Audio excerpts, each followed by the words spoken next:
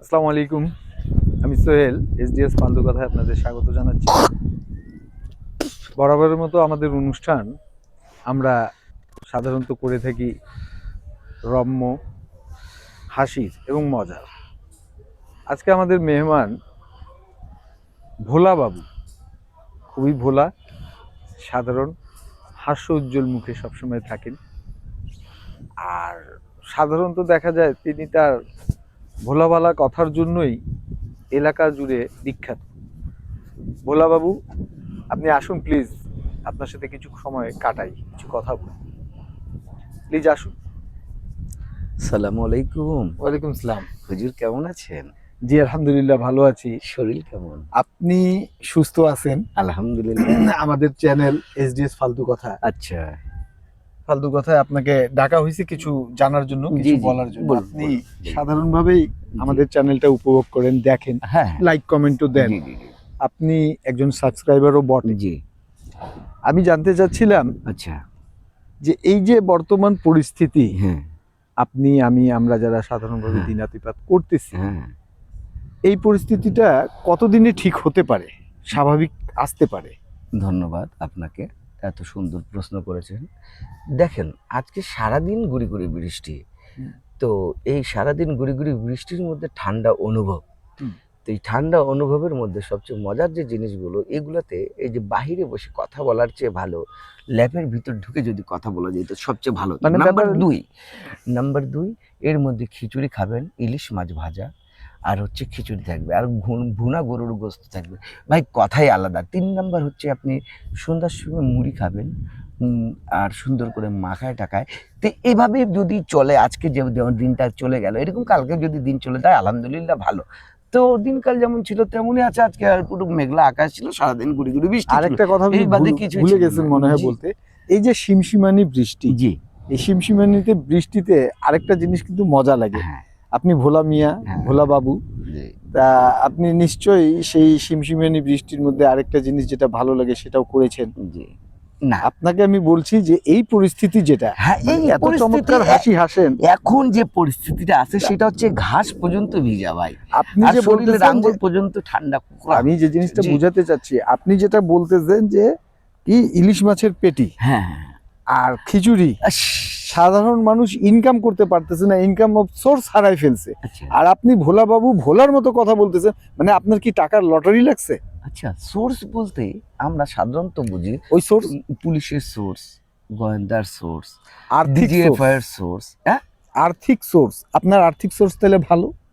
আর্থিক আপনি সোর্স, কি ইলিশ দিয়ে খেয়েছেন, ইলিশ ভাজা খেয়েছেন আজকে? আর্থিক সোর্স এরকম আমি নাম আজ পর্যন্ত শুনি নাই। আপনি কি কর্ম করেন? আমি তো বেকার। তো বেকার তো ইলিশ খাইলেন কিভাবে? হ্যাঁ, আপনি ইলিশ বাজার খেলেন থেকে কিভাবে? ইলিশ কিনেছিলাম। আপনি ইলিশ কিনেছেন, এই টাকার উৎসটা কোথায়? এই উৎসটার বিষয়ে আমি আপনি তো কোনো বলছি কাজ না, করেন না, আমি তাহলে আপনি বলছি অবশ্যই চুরি করেন। না না না না, ছি ছি ছি ছি। হুম, হুম। আপনি ভোলা মিয়া কিন্তু না, ভিতরে অভোলা। ঘটনা শোনো, তুমি তো সোহেল বাবু, তুমি অনেক কিছু জানো না। ঘটনা হচ্ছে আমি কিছুই করি না, আবার অনেক কিছু করি। আপনি অনেক কিছু করেন মানে আপনি তো আমি যে চুলচেরা জিনিসটা বিশ্লেষণ করেন। আমি যে জিনিসটা করি সেটা হচ্ছে আমি একজন দুর্ধর্ষ রাজনীতিবিদ।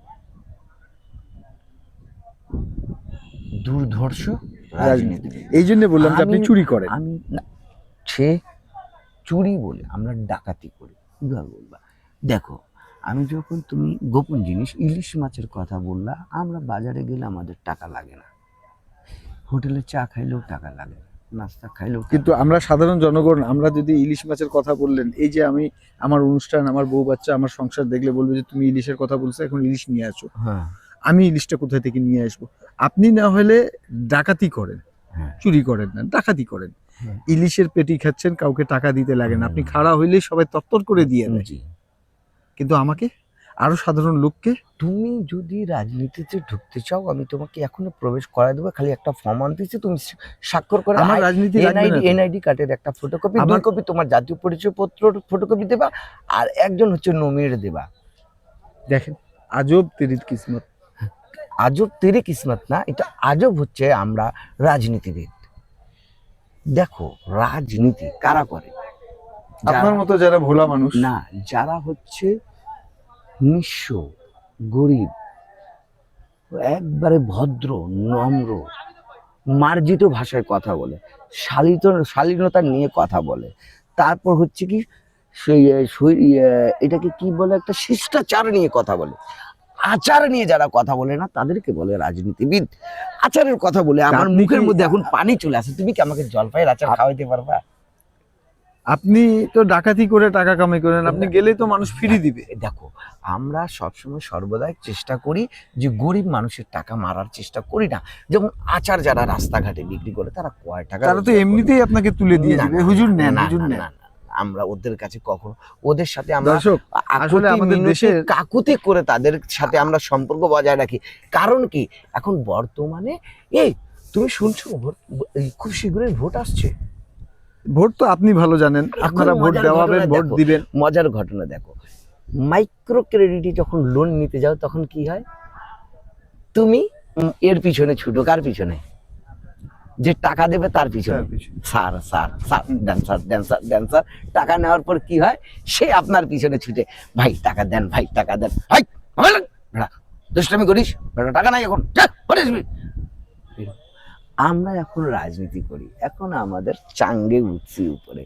হ্যাঁ, এখন আমাদের কাছে যদি ভোটার পায়খানা করে বসে থাকে আর আমি যদি প্রার্থী হই, সে যদি ফোন করে যে ভাই কই আছেন, আমি বলবো অমুক জায়গায়, ভাই পায়খানা করছি, আমার একটি হাতের মধ্যে ব্যান্ডেজ করা আছে, আপনি ওর আসে ধুয়ে দেন, বিশ্বাস করো আমি ডান হাত দিয়ে ধুয়ে দেবো, তারপরে ভোটটা তুই আমাকে দিস। দেখছেন, এই হলো আমাদের দেশের অবস্থা, আমাদের দেশের রাজনীতিবিদদের অবস্থা। এরকম যদি অবস্থা হয় তাহলে ভবিষ্যৎ দেশ তো এরাই ডাকাতি করবে, চুরি করবে, এরাই তো দেশকে লুটতরাজ করে খাবে। আমাদের মতো সাধারণ জনগণ ইলিশ মাছ চিন্তার বিষয়, অকল্পনীয়। মাছের রাজা ইলিশ, আর রাজনীতি যারা করে তারা সব সময় দর্শক, করে আজকে নালিশ। আপাতত এই পর্যন্ত। আল্লাহ হাফেজ। চল, বেহতরিন হুয়া।